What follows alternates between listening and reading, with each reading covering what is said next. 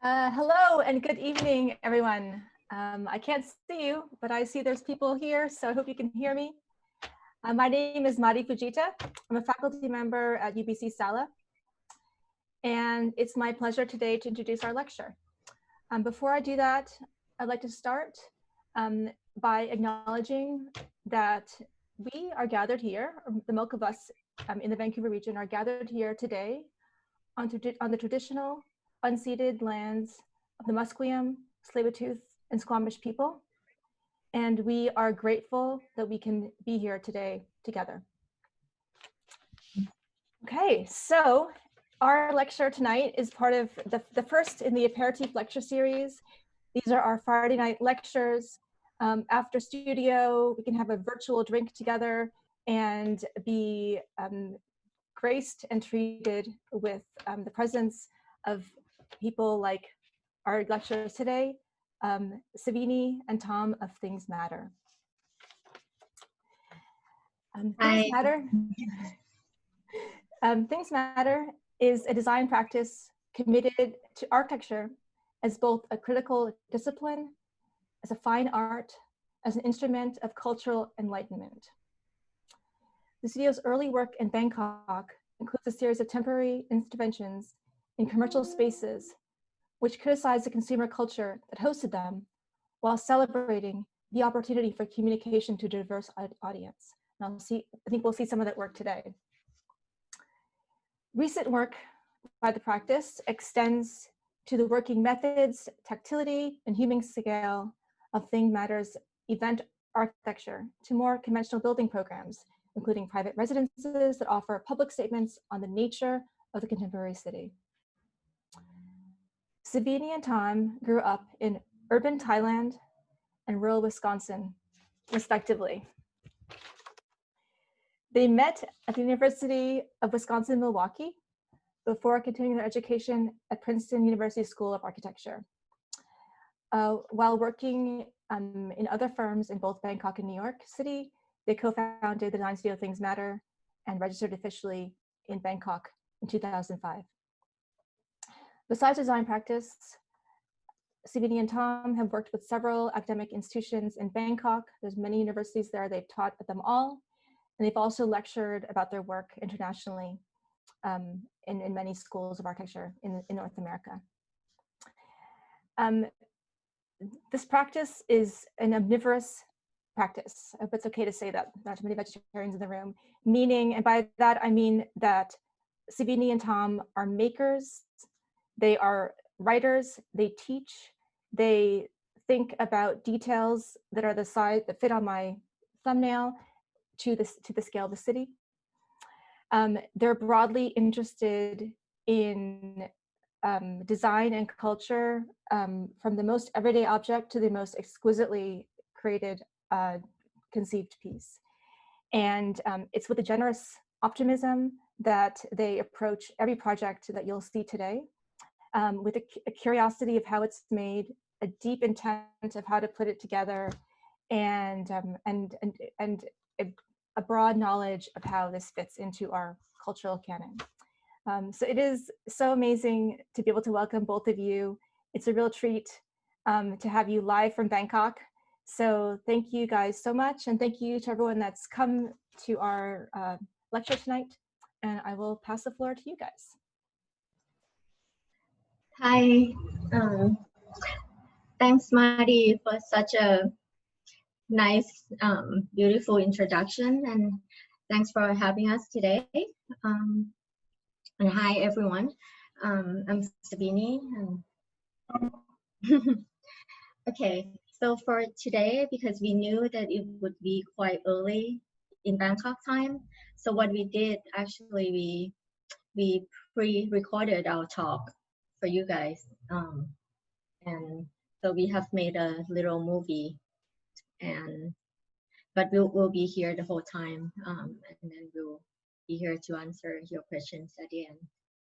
So yep, so let's start the movie. Bangkok is a hot mess. It's grown too fast in 50 years, an experiment in free market urbanism, 100 kilometer sprawl of bland concrete boxes, punctuated at random by glass towers and gigantic shopping malls. Its streets are canals filled with pavement, witness to some of the world's worst traffic and bloodiest accidents. 2-hour commutes. Our clients spend more money on their cars than their houses. Taxi drivers are incentivized to put in endless manic days fueled by energy drinks and methamphetamines. Pedestrians negotiate treacherous footpaths, pushing past street vendors through air thick with diesel fumes, coal ash, and chilies. We wore masks before they were cool. All this concrete soaks up the sun and radiates it back to us, ensuring a slow, sweaty roast, even at night. We compensate with too much air conditioning, supercooling a single mall with enough electricity to power 3 entire provinces. When it rains, it floods. We fight over where the water should flow, while the city sinks 10 centimeters a year under the weight of all the concrete we keep piling on. We'll be underwater in 2050. But impending doom doesn't cramp Bangkok's style. The idle wealthy continue to shop, hoard real estate, and leverage family connections to perpetuate shocking inequality. Migrant workers pour into the city in uncountable numbers to build our malls and condos, and then to clean them and serve our food. In ugliness, beauty is big business. Every corner shop is stocked with whitening lotions. Strip malls boast walk-in plastic surgery and Botox clinics. The young and pretty of K-pop and soap operas are ever present in our peripheral vision, so thoroughly do their images dominate our spaces. Condo towers spring up like weeds, bought out floors at a time by investors before ground is broken, and sold several times over before anyone lives in them. The sun bleaches color from their plastic facades, while black mold creeps up from the nether regions of car parks below.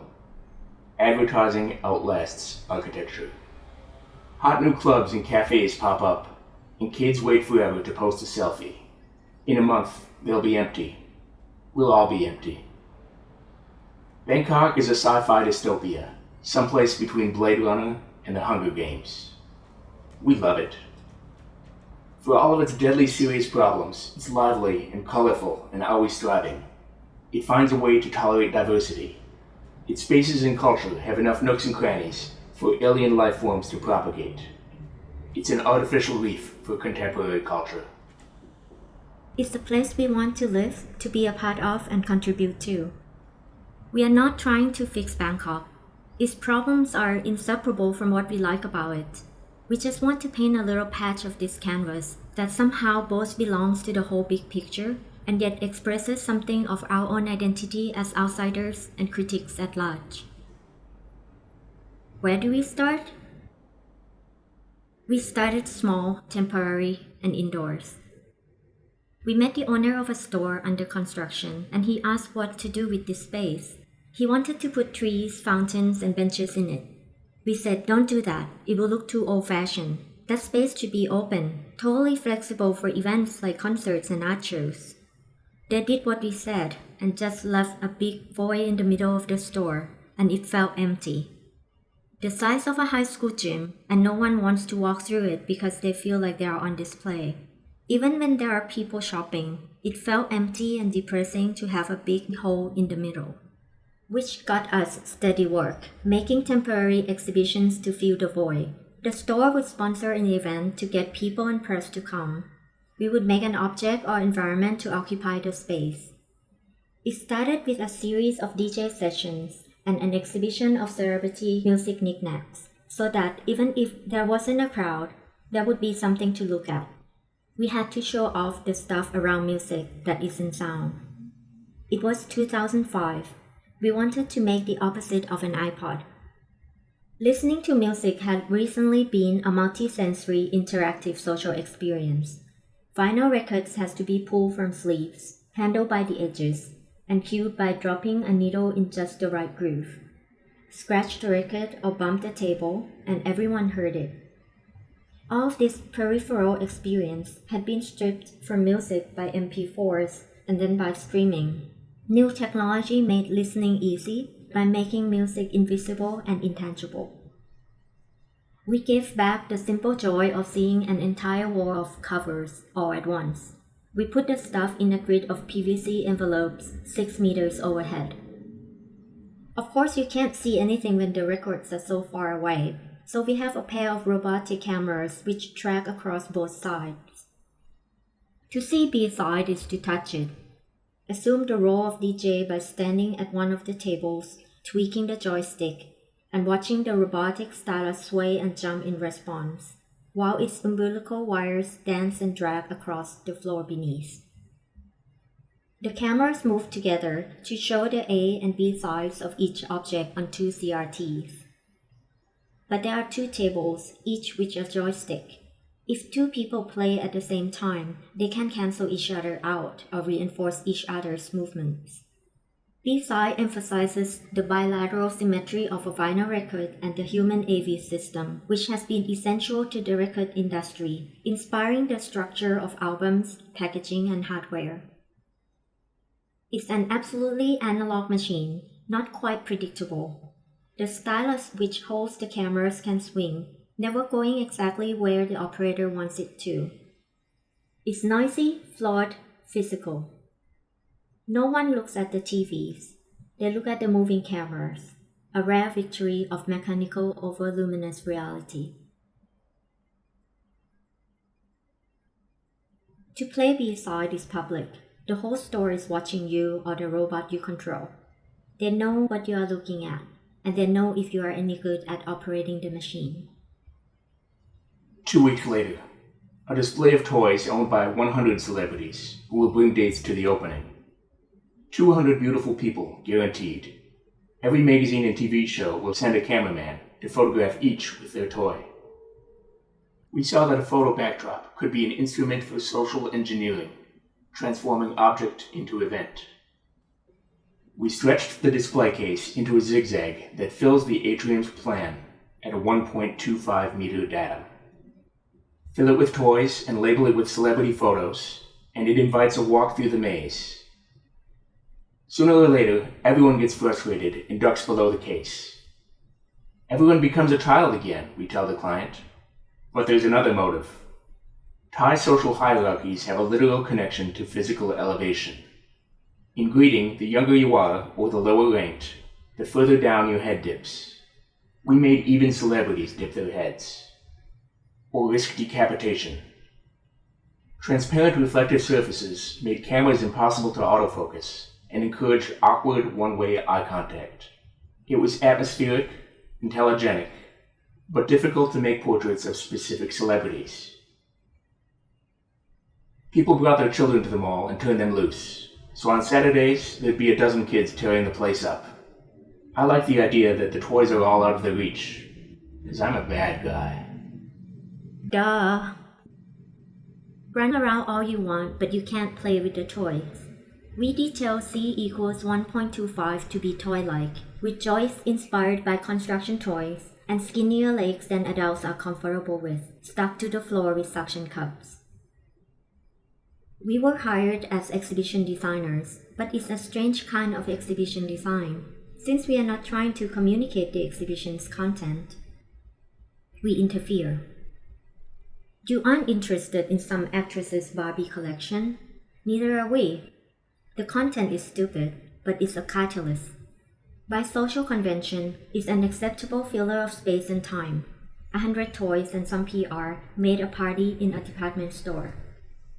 It gave us something to do, contain, entertain, revel in the spectacle of a social environment we find strange. Another event project, a show of street fashion photography displayed in a clothing store. It uses designers as models in photographs not spread in magazines, but concentrated in time and space like a catwalk fashion show. The unveiling of the photos is also an event, where the same people attend to be photographed admiring pictures of themselves, just a few steps from the counter where the clothes that they're wearing are sold. Such a narcissistic loop, everything so smooth, shiny, and confident. It needed self-awareness. So we mounted photographs on mirrors. Mirrors let photographs look at themselves in case the subjects don't happen to be there in person. But they also reflect the retail environment, collapsing art onto the same frame as merchandise. Everything is advertising. The mechanism rotates, occasionally creating a wall of mirrors or photos.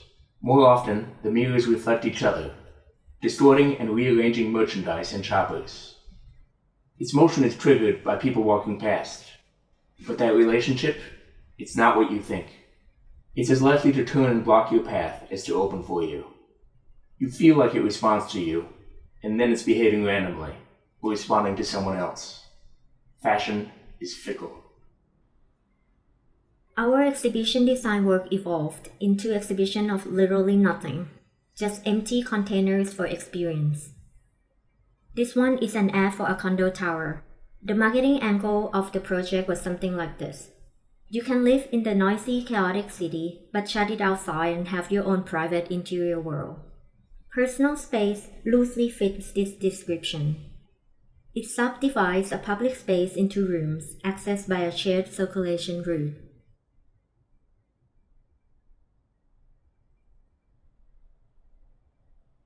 Each room has a bed and a fabric tube, so no one else can look at your piece of the sky but you.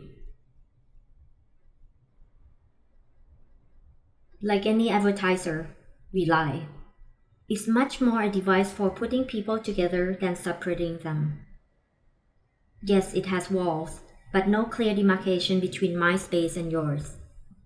No property lines, no doors, gates, or thresholds. The halls are most clearly shared at their narrowest points, where it's actually not possible for two people to pass. There are personal spaces. When you come across another visitor who stakes a claim to a bed, you feel invasive, a transgression you have to acknowledge. It's a condition more intimate than running into your condo neighbor in an elevator lobby. The condo tower we are promoting is an extrusion of an accounting spreadsheet, real estate without art.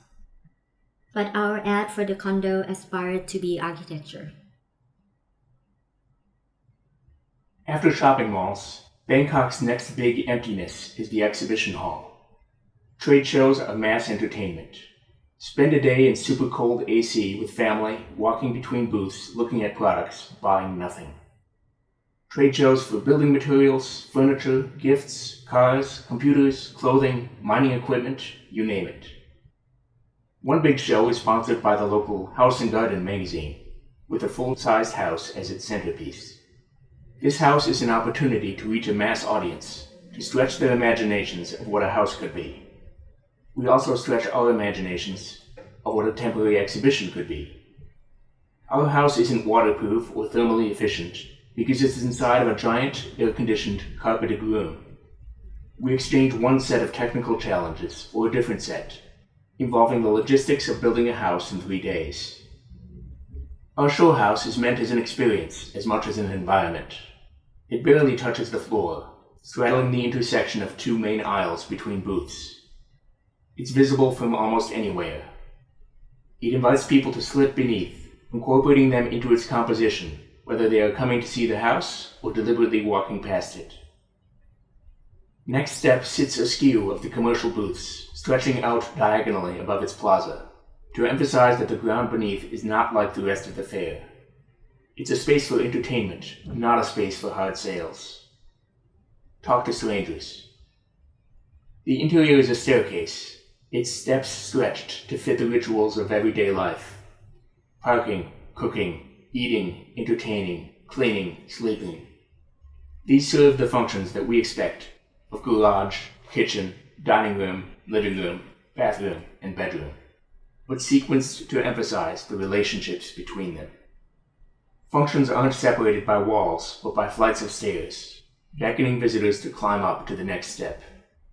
More private functions at the top end of the house are divided by fewer steps, so the experience of moving room to room becomes more comfortable between the homier spaces. At each transition, a step is stretched to become a furniture element. Kitchen counters, a cantilever dining table, the living room couch, a sunken bathtub, ending with the top step as a bed. An open shelf lines one wall. Its depth increases gradually towards the top of the house, falling into deeper shadows as the spaces become more private. Next Step's material palette and detailing are inspired by the technical demonstrations that are common at this kind of fair, like walls built as a section cutaway, so you can see how structure, cladding, and insulation are related. Some materials that are usually hidden are used in a direct, honest manner here, like OSB and a ceiling made of tufted fiberglass insulation. Others are juxtaposed in non-obvious ways. In presenting the house, we emphasize that it is much more than a collection of materials. We display our drawing set on the dining room table as a reminder that this object didn't just happen on its own.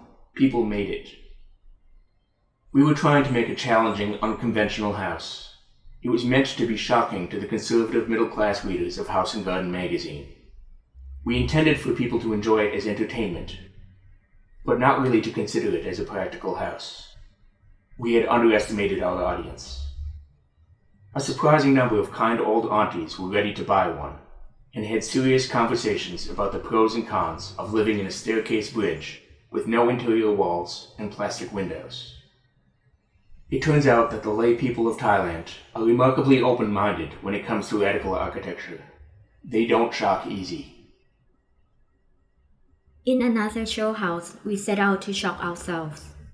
Instead of using our default industrial material palette, we would make it using only familiar vernacular building supplies, the sort of stuff we can buy at the mom and pop hardware store on the corner.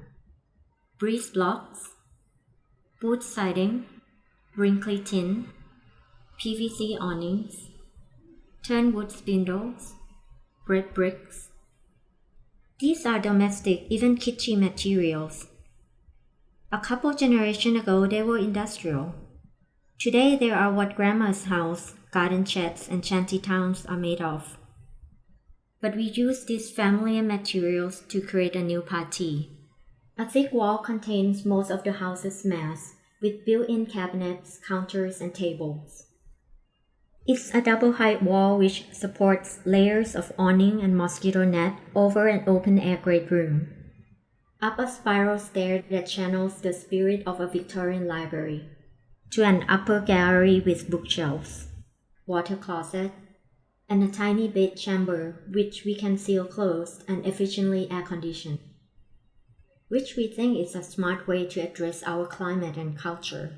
Everyone wants open, bright, airy houses, but they also want to be energy efficient while they crank up the aircon. Our solution is to have two kinds of space. Small, closed, insulated rooms for sleeping, overlooking shaded, outdoorsy rooms for socializing. The house is surrounded by water, which is decorative and romantic, but also an acknowledgement of reality.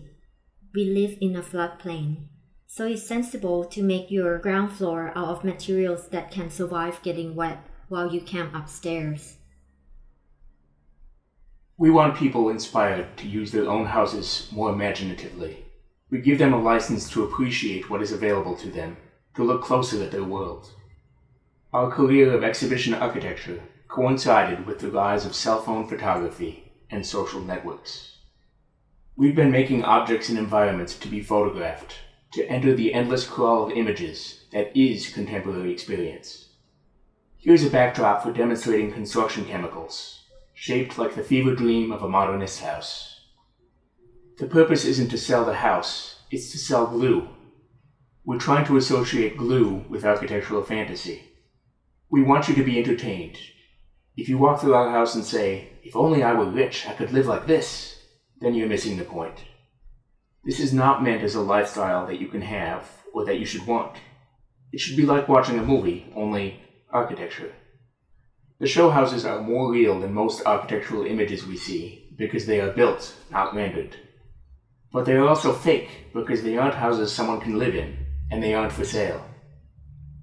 To the pathological consumer, the rendered advertising image of an unbuilt house which they can't afford is more real than anything we can do. There are people we cannot reach. Sometimes the windmill wins. Architecture students. Instagram and Pinterest encourage a love of material culture to a point, until they do exactly the opposite. delegitimizing actual experience in favor of a catalog of the intangible and the unattainable. We have never had so much. We have never wanted more. We choose to read building as a verb, not a noun. Action over object. If we let our discipline fall into choosing tasteful products from catalogs and Pinterest boards, we will lose our souls. We'll also lose our jobs. Algorithms and apps will pick products without architects.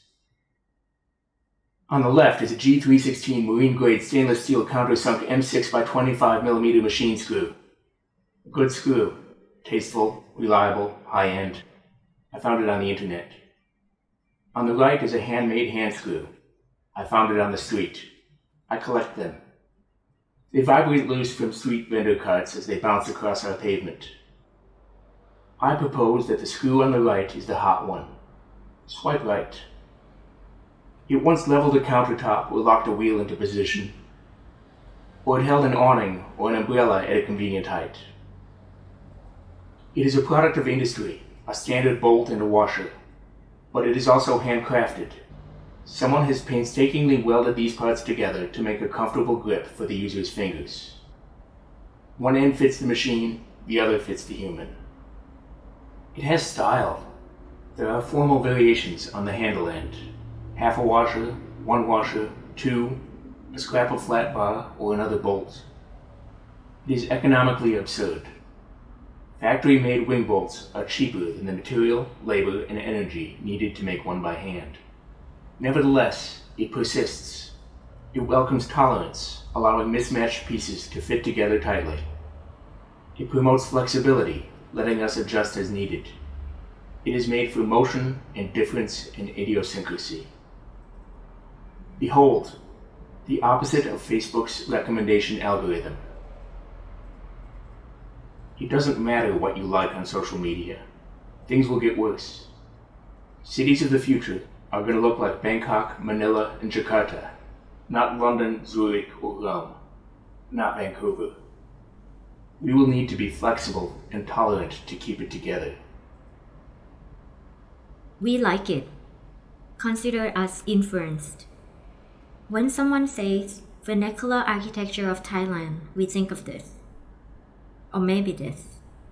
When the Architects Association asked us to make a pavilion for their fair with a vernacular theme, we were happy. When they wanted us to use bamboo, not so much. Our idea of Bangkok's vernacular architecture is metal and plastic, fluorescent lights in trees, and building sites inkjet prints. Bamboo is for tourists. Our goal was this: give bamboo an image makeover. Make the opposite of a primitive hut.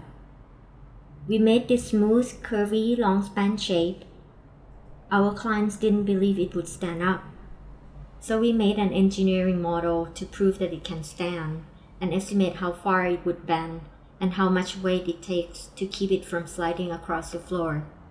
We used laser cut guides to make this physical model. And a team of workers used measurements from the model to build the shape from bamboo. Then they cut it into sections and trucked them to the fair and put them back together. There's an expectation that because we used bamboo, we used all the traditional old-world bamboo techniques and details passed down through generations of craftsmen. Nope. There's a steel frame to keep pieces in shape for transport. Joints are made with screws, wire ties, and thousands of nails shot from an air gun. Traditional local cultures didn't use bamboo because it was romantic.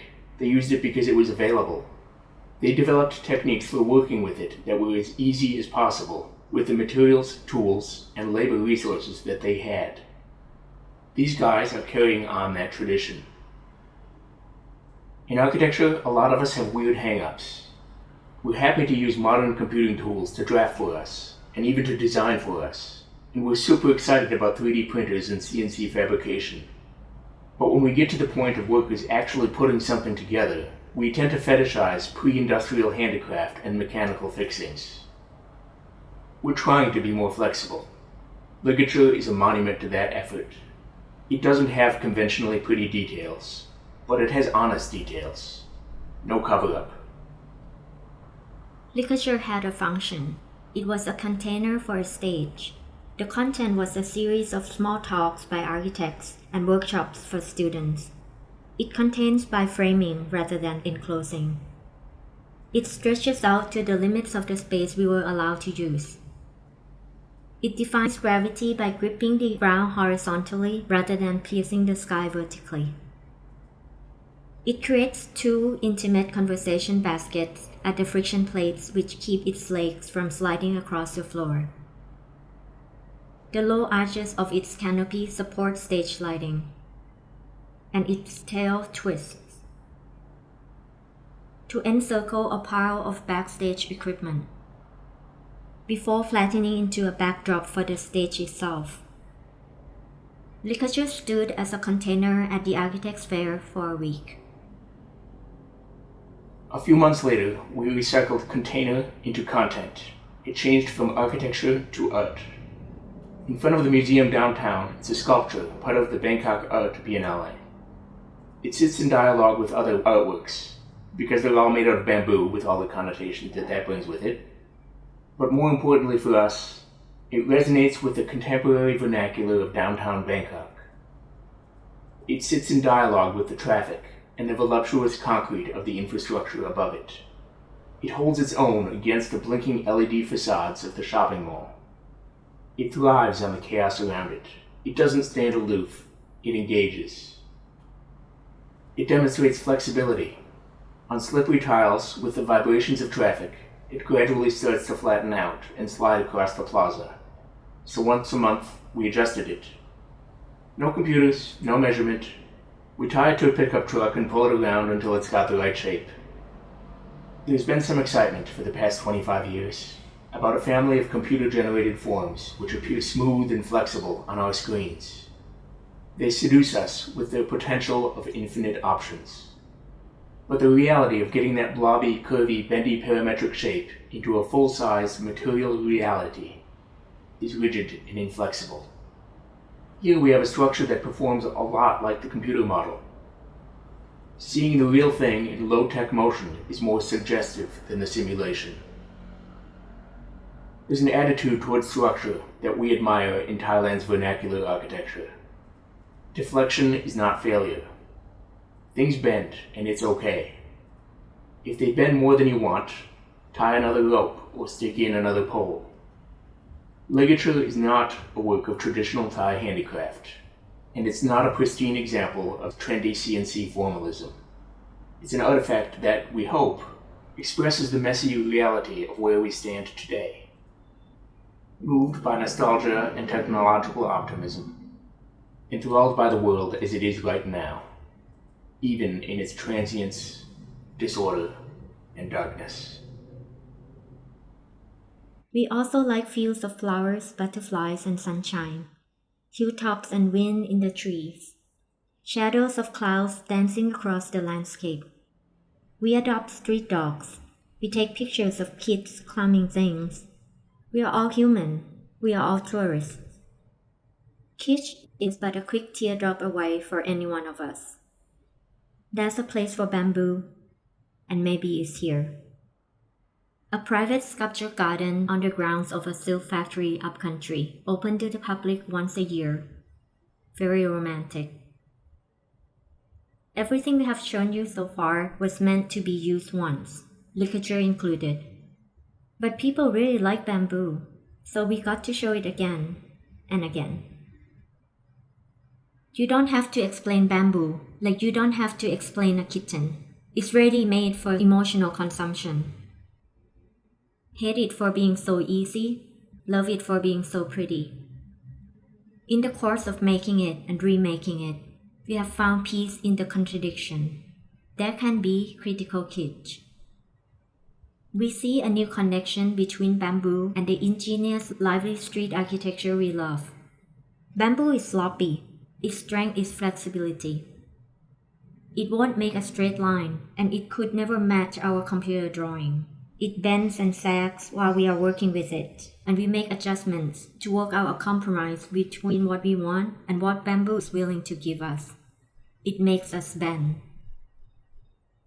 Maybe the vernacular we admire on the streets of Bangkok in metal and plastic is part of a design tradition that learned to be tolerant and flexible. Because a couple of generations ago, bamboo really was an authentic vernacular material. This is literature's final venue and resting place. They say bamboo lasts 2 years outdoors, but we are not sure when the clock starts or stops. Sun will bleach, brain will rot, earth will shift, termites will feast. That's a statue of Buddha smiling peacefully, and there's a backpacker taking a picture.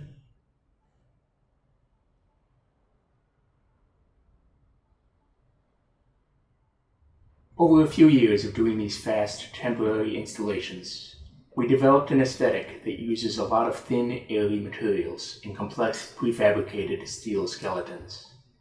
We found a way of working with drawings, materials, and labor that is not standard architectural practice. When we started making permanent buildings, we brought the results of our experiments into them. Affected Shed is a good example. Its program is not unusual. It's a family home in a subdivision.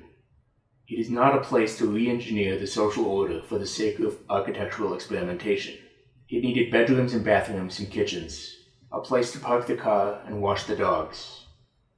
It's got a rectangular living room with a couch and a TV.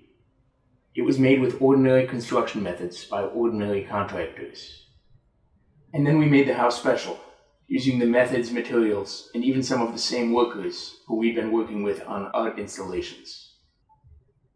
We understand the house as 2 dumb cement boxes, with a 2-story bridge of circulation that cuts through them, and a thin veil around parts of the facade. Everything in those zones is customized and built like our exhibition designs. This drawing shows only custom steel components, the bridge and the veil around 2 cement houses. The buildings are not shown here, only the architecture. Most of the bridge is open air, with cement board louvers and insect screens. This is the front door off of the carport. The same louver wall also faces the backyard. And it opens up for party mode. The kitchen is within the bridge. It's really the visual center of the house. The stairs are thin and light, painted a bright green that pulls your eye upstairs and bounces off of the ceiling. Each louver sits at a different angle, frozen in a parametric wave, which encourages your eye to move across them, but also limits your view so that you look down into the garden, rather than out into the neighborhood. The neighborhood is not much to look at, so the house is arranged to encourage you to look at the more interesting parts of the house instead. Every room is off of this hallway, so you're constantly going back through it, and its visual impact is pervasive. Most windows are small. They are for light, cross-ventilation, and visual interest, but not so much for views. Here's a polycarbonate wall that lets a lot of light and color into the hallway, but you can only see the house next door through the little window in the middle. Since the bridge cuts through the houses at an acute angle, there's some visual surprise every time 2 parts hit at not quite 90 degrees. The angle also generates unexpected poche spaces, which we use to conceal cabinets and even a secret room, plus some odd leftover spaces for the client's child to fill with his imagination. A spiral stair goes to the roof deck, which is yet another place for looking back at other parts of the house. And you can look to the street, though it's obscured by metalwork. The expanded metal screen that wraps the south and west faces of the house functions aesthetically as a veil. It takes the ordinary painted cement walls and makes them come alive with changing patterns of light and shadow. So the house is a little different every time you look at it, and very different from its neighbors. This is another house which deals more strongly with contrast between heavy concrete and lighter construction. Instead of treating the concrete part as ordinary, we exaggerate it. We make it look as massive as possible. The house has 4 parallel walls, which are fattened to include bathrooms, kitchen, and closets, with the voids between assigned as rooms. It's a house for a brother and sister, with 2 bedrooms, 2 offices, and a shared living dining space in the middle. It's a simple diagram which we reinforce with each subsequent design decision. Starting with the raw concrete texture. Our form concrete has a distinct history in Western modernism, but not in Thailand, where it takes on a slightly different meaning. It is deeply antithetical to how everything else is made here, with layers of auto body filler and spray paint or inkjet stickers. Our clients spend their working lives in smooth, highly finished commercial environments, filled with people wearing makeup. Here, we use imperfection to make a home cozy. We think that this is one of the ways that European brutalism went wrong, when architects started getting too picky and personally picking out the wood for their formwork, trying to over-determine the outcome of something that they wanted to look indeterminate. They deprived the process of part of its nature.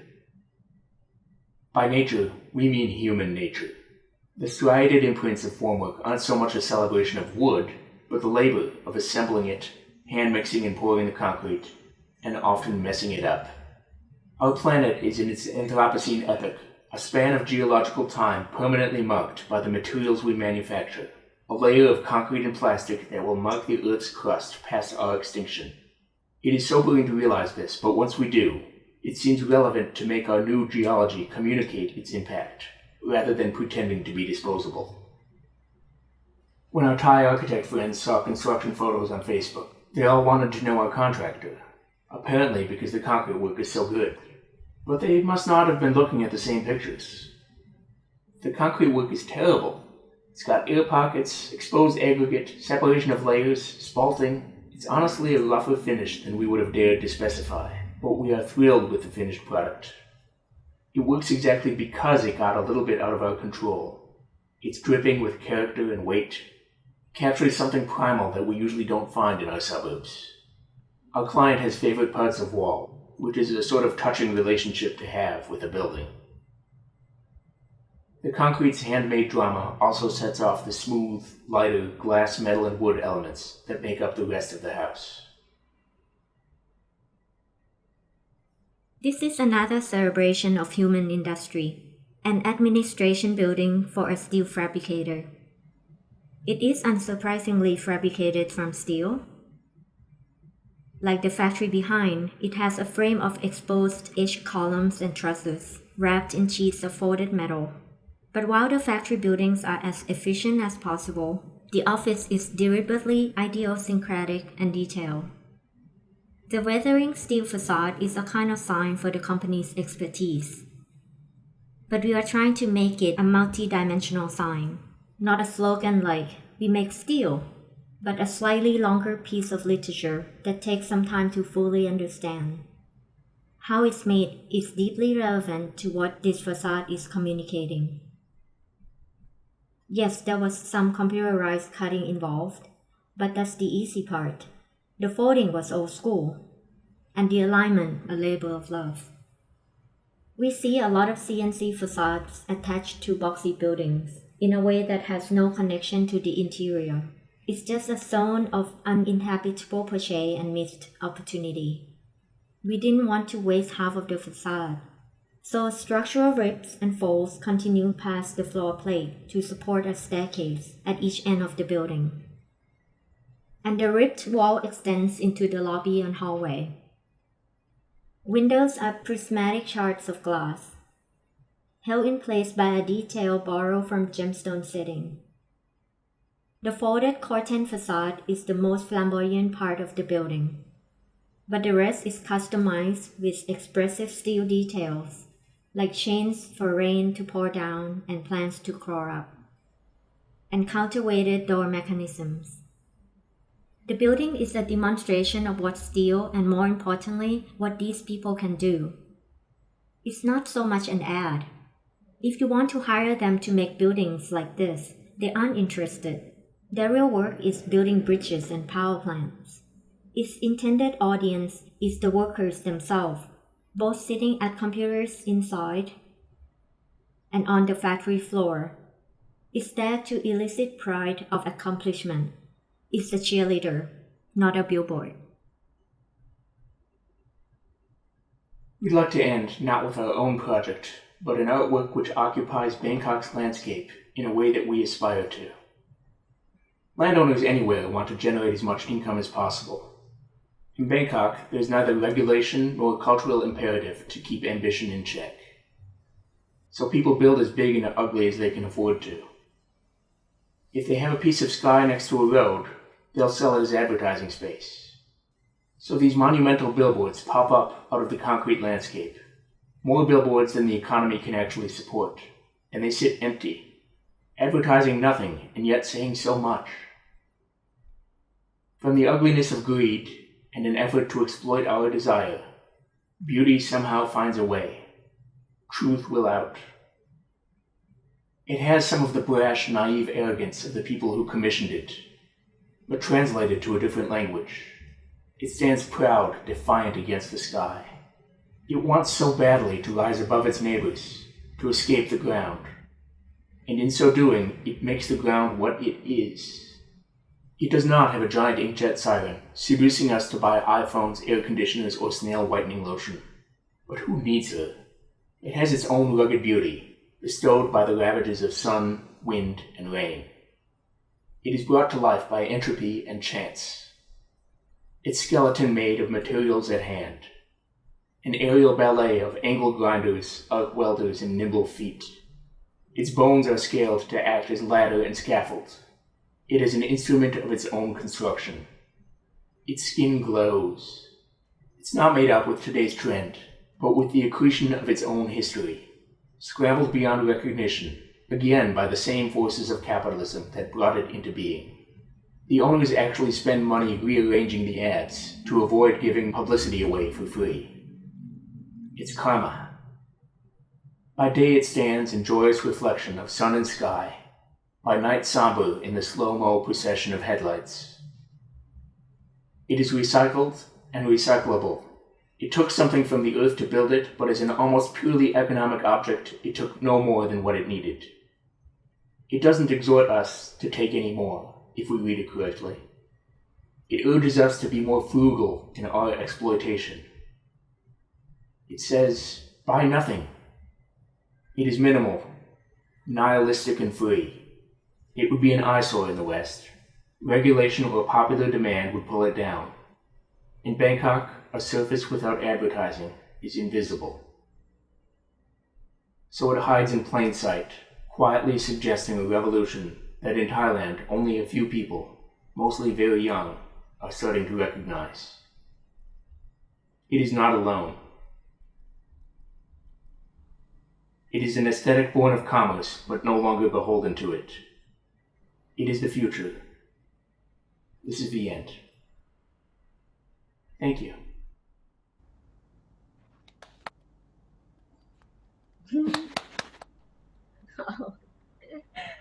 So awkward that people can't clap. If you were in a lecture hall, I'd be clapping right now. Wow, that was amazing. I can't believe you guys made an entire movie to lecture in our Apéritif series. Thank you so much. What a beautiful ending also. Thanks. Hopeful but empty but haunting. Okay, so we have some time for questions and answers from attendees. If you guys have a question for Tom or Savinee, we're going to use the Q&A function tonight in Zoom. So if you go to the bottom of your box, there's Q&A, and you can click it and add a question in.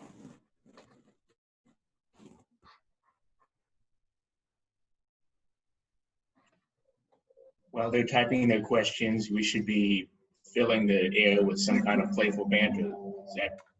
Is that the custom? Yes, we could do that. So yes, playful banter. Oh, okay. There's a question from Colleen. Oh, she emailed me. She says, is it Colleen? Yeah. Thanks for the presentation, exclamation point. How do you deal with the waste from exhibition architecture? Does it affect your material selection?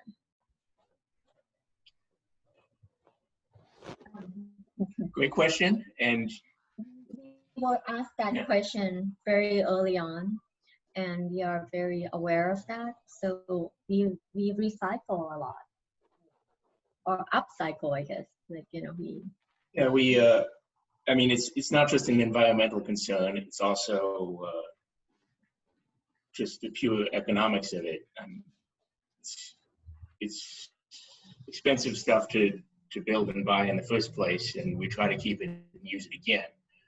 So a lot of it we really did keep. It does affect the material selection. We found that using things that can be fastened together like a framework out of steel and bolts and stuff like that with just a skin over it is both faster to build and easier for us to deal with because it doesn't involve chemicals and guys painting for 3 days straight.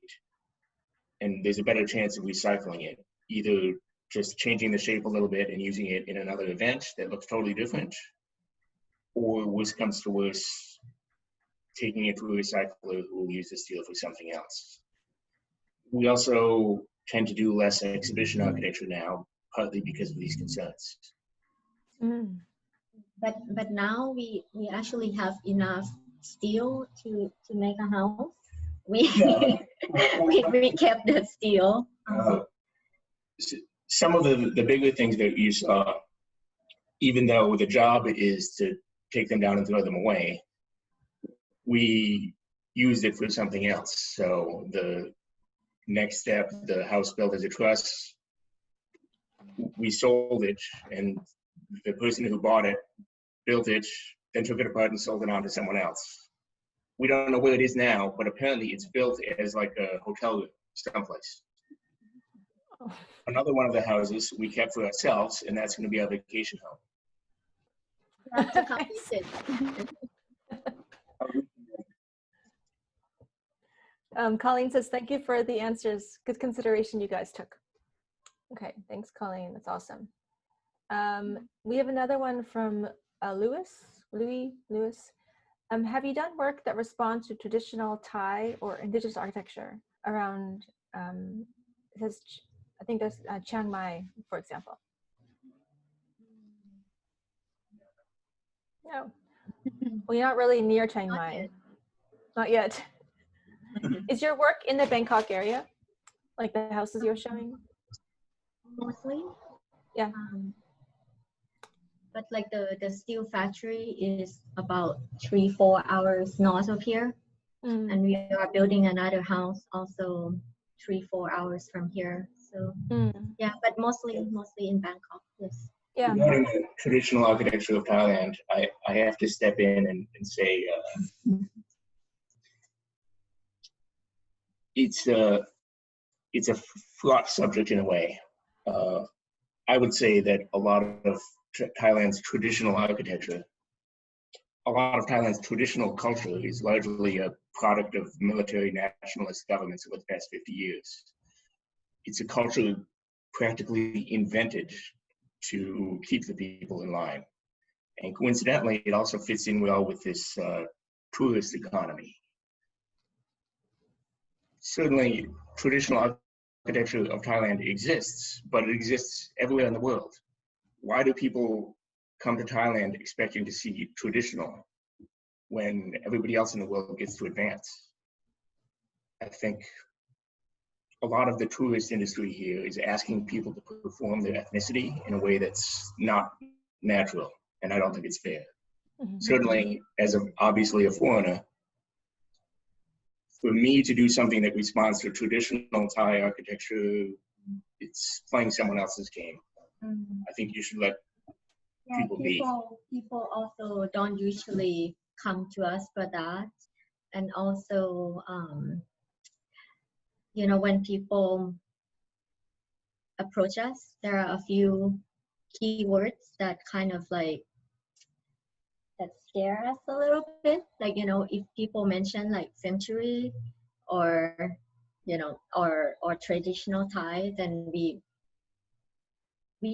are interested, but then we would feel them out to see how open they are or how, you know, how far they want to take it. Yeah. But you could argue like your section about the vernacular and the starting with that beautiful bolt. Yeah, for us, that's...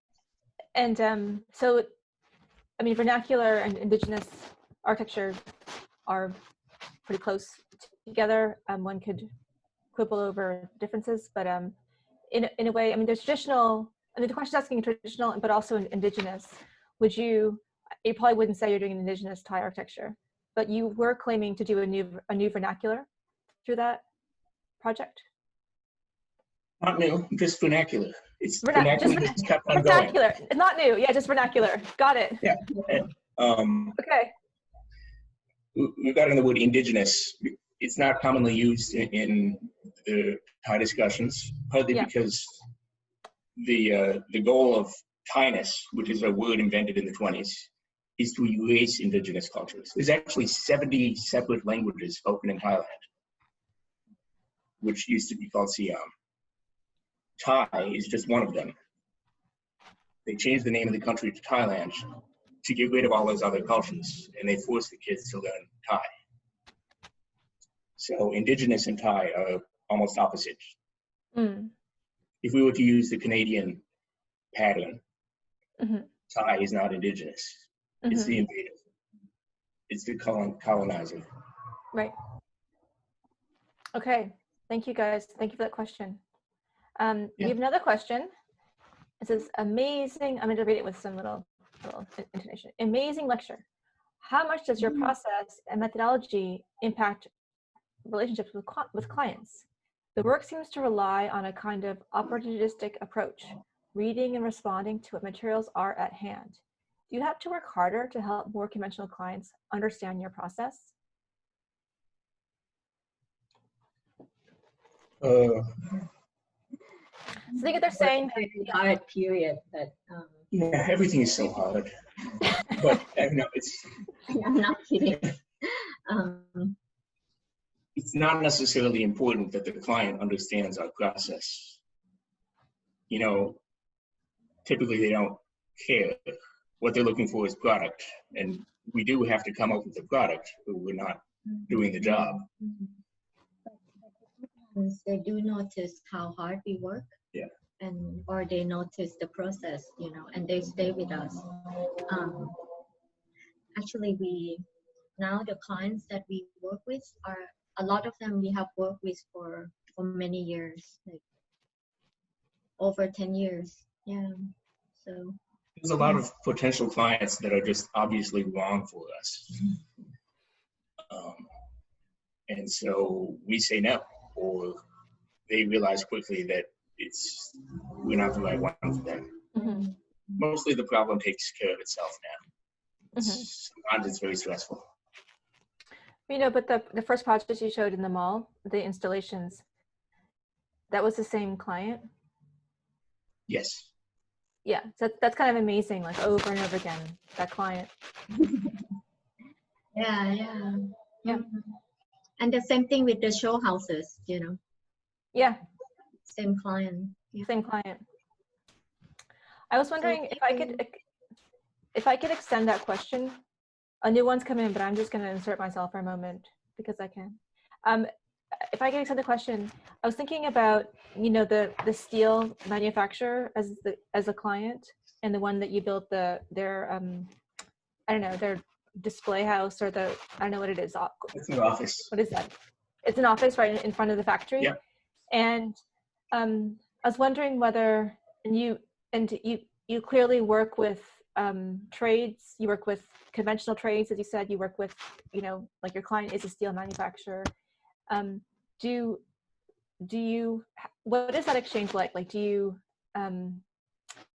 learn from them, or do you see your processes or your ideas and folding back into their work as they work with other clients? Totally. It's a long learning process,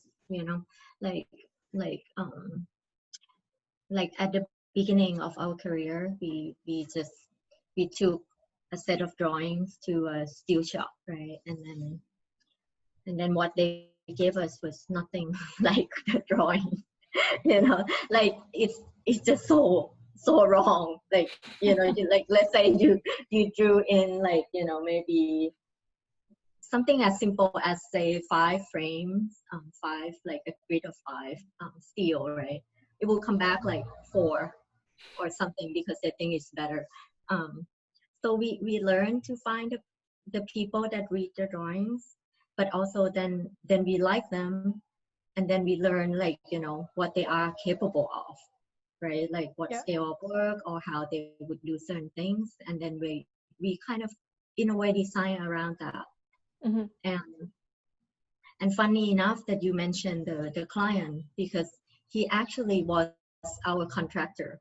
He built our show houses, and like, you know, we really appreciated them, and then, you know, and the contractor also appreciated us very much. And then when he wanted an office, he came to us. And then when his daughter got married, he's like, you know, I need a house. Would you like to design it? And we designed his house. And now we are designing another house for him. So it's such a good relationship. Yeah. Yeah, it's amazing. Yeah. And useful, since you want your steel done correctly. Yeah. Yeah. Oh my gosh, questions are coming in. Okay. Colleen would like to know, do you think architects have the responsibilities to advance new concepts in the field? Which, open paren, which can sometimes involve changing the client's mind. Close paren, question mark. Responsibility sounds like maybe too strong a word. I definitely think that changing the client's mind, informing the client, working with the client to change the idea is just part of the job. To get something practically done, at some point, you're going to have to change the client's mind about something. It's not so noble as a responsibility. Okay. Yep, so go ahead. Yeah, but I think it's also, I hope it's obvious from our lecture, right, that is our choice, that is something that we want to do. But I think also the bottom line, especially for here, the responsibility is to build a good building that would stand up and won't leak, and, you know, if it floods, they won't call you. And I feel like that's the bottom line, right? And even that for here is, there are not many of that kind of good building, you know, and I feel like we are trying to show them that to begin with, right? That this is how a building should perform. Yeah. Okay, great. There's 3 questions in the queue right now, so I'm gonna punch into them. This question from Jane. She says, "Cool to see you do interventions in a mall, but would you consider designing the mall itself? Have you designed civic scale buildings yet, or mainly residential at this point?" We have not designed any large buildings. And it's not like we set out to only design small things.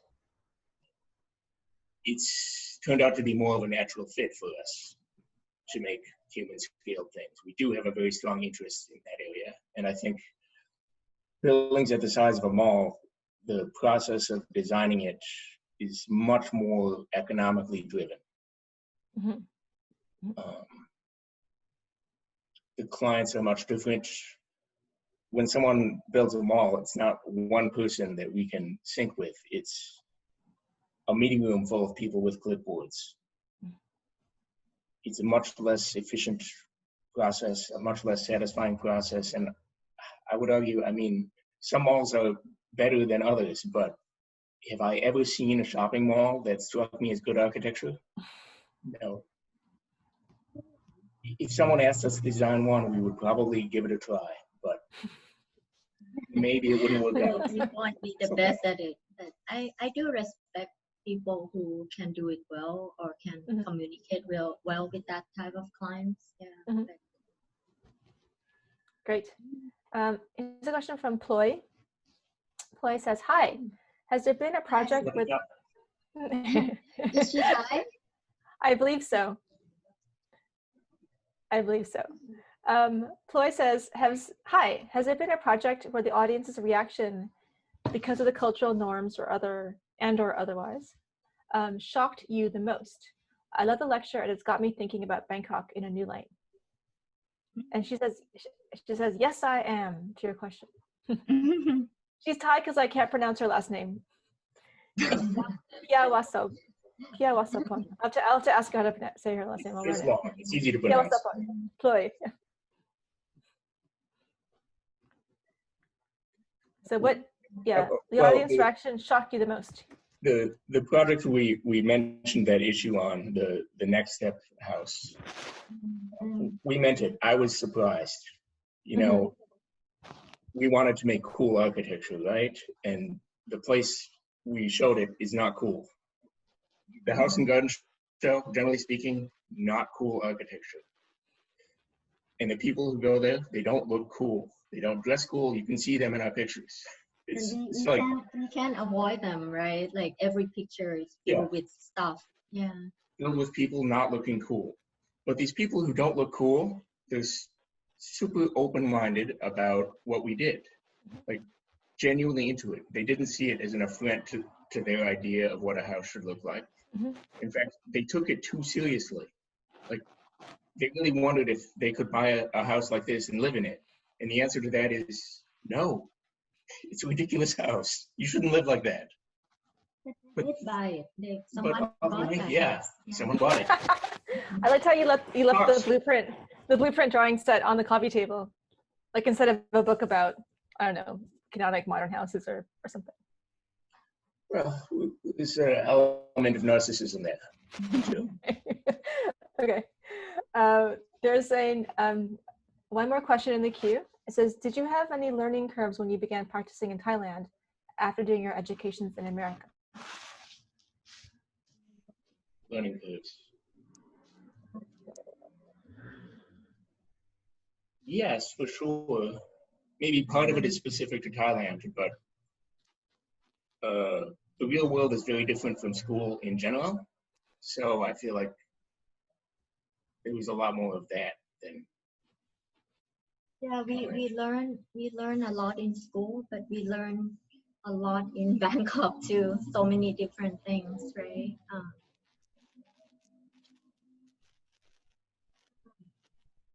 And in the early years, it's sort of a combination of learning about the real world and learning about Thailand. We learned how to get stuff done in Thailand, which we didn't initially know. We just somehow, we had to come up with something. So we made a little drawing and went to some guy making something out of steel and asked him to help us. And it started from there. We didn't show you that, by the way. That was terrible. That did not work. It had 4 frames instead of 5. Yes.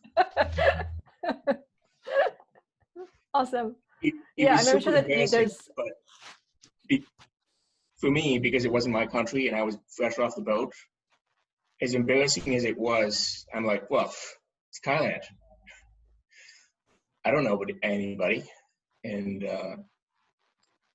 for me, at least, getting past my embarrassment and natural shyness was actually easier because the environment was so strange to me. Mm-hmm.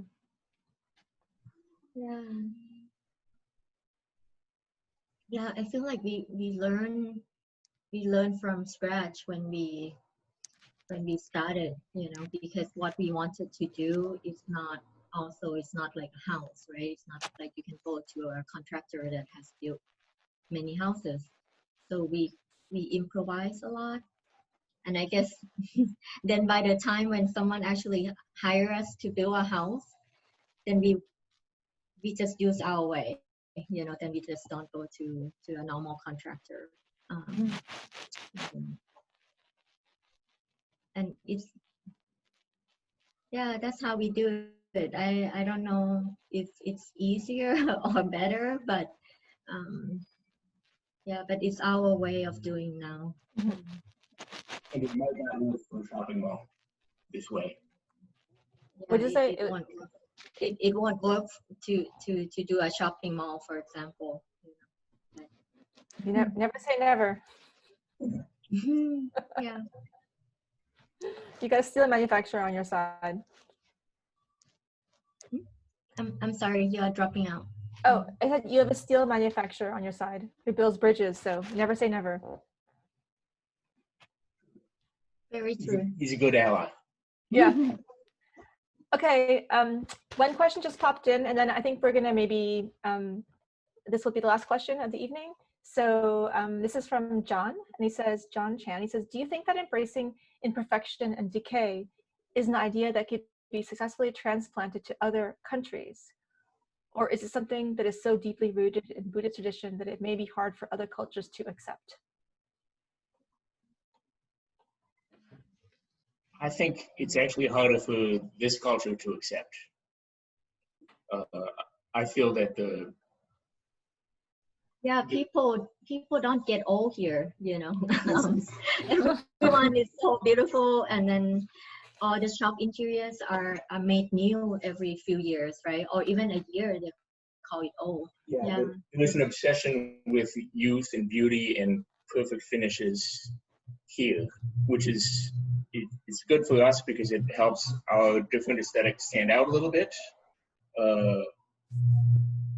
I think, I mean, the basic idea of entropy, it actually happens worldwide. It's not unique to Thailand. Mm-hmm. It's worse here because we build things so badly, mostly, and the environment is quite harsh. But yeah, everybody should embrace decay. The world is getting older. Okay, awesome. On those are the final words? Yeah, that's a weird way to end it, but embrace decay. All right. Okay. Savinee, Tom, thank you so much for joining us, making this beautiful lecture / movie, and sharing it with us and being here with us today. It was really so amazing to see your work and all the work you've done since the installations in the mall. And I really loved, in particular, your essay on the bolt and this high-tech, low-tech, adjustable bamboo form, and watching it go up and down in video. So all the documentation was really fantastic. I love many of the way that you put material together, media together in the presentation, like the construction drawing with the animation masked into the drawing was really beautiful. And just the care that you put together, the care with which you put together this lecture, I think really is embodied in all the work that you do. So we actually were occupying a Tom and Savinee space this evening. That's what it felt like. So thank you for making that for us so much. And thank you for, coming to Vancouver. Mm-hmm. Thanks for having us.